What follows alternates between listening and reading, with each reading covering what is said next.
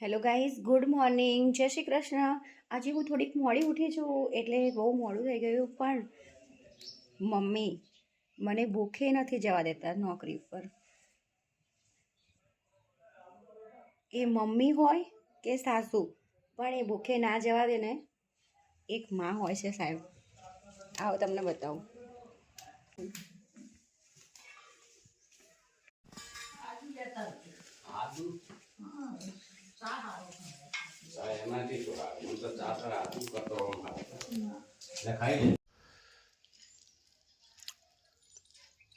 તમારે હાથ ચાલુ રાખજો પાછા. મમ્મીને તો લો મારે કે